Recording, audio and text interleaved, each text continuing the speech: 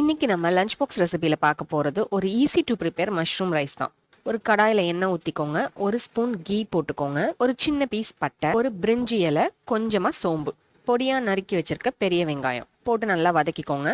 Cut பண்ணி வச்சிருக்க ஒரு பச்சை மிளகாய், ஜிஞ்சர் கார்லிக் பேஸ்ட், பச்சை வாசம் போகிற அளவுக்கு வதக்கிக்கோங்க. நல்லா கோல்டன் ப்ரௌனாக வரணும். இப்போ கட் பண்ணி வச்சிருக்க தக்காளி சேர்த்துக்கோங்க.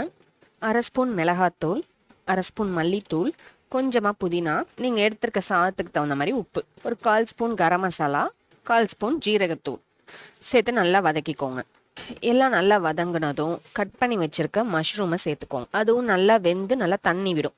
அது தண்ணி ட்ரை ஆகிற வரைக்கும் நல்லா வதக்கிக்கோங்க. இப்போ கொத்தமல்லி இலை சேர்த்துக்கோங்க.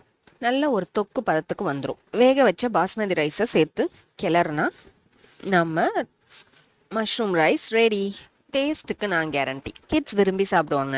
காலேஜ், ஆஃபீஸ்க்கு கூட நீங்கள் எடுத்துகிட்டு போகலாம். தேங்க்ஸ் ஃபார் வாட்சிங். Bye bye.